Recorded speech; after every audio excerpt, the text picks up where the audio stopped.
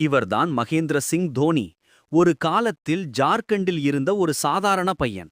அவருக்கு கிரிக்கெட் என்றான் உயிர். பெரிய கனவுகள் கண்டார்.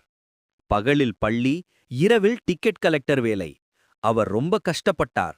ஆனாலும் அவரது கவனம் முழுவதும் பேட் மற்றும் பந்தில்தான் இருந்தது. ஒவ்வொரு நாளும் அவர் ஓய்வின்றி பயிற்சி செய்தார். தோல்வி வந்தது, ஏமாற்றங்கள் வந்தன. ஆனால் அவர் ஒருபோதும் முயற்சியை விடவில்லை. தனது திறமையின் மீது முழு நம்பிக்கை வைத்தார். தொடர்ந்து முயற்சி செய்தார். கடின உழைப்பின் பலன் கிடைத்தது.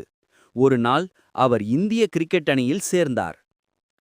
அமைதியாக, அறிவாக முடிவெடுத்து விளையாடினார்.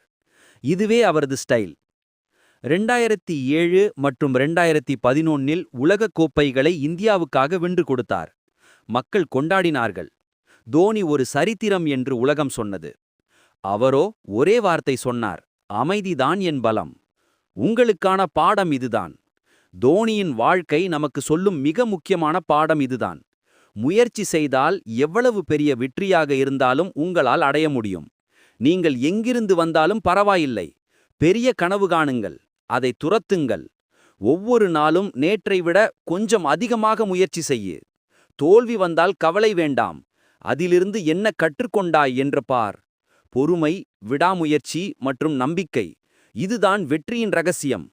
தோனியைப் போலவே நீயும் உன் வாழ்க்கையில் உள்ள கனவை பிடி. உன்னை நீயே நம்பு. ஒரு நாள் நீயும் உன் கதைக்கு ஹீரோவாய் இருப்ப.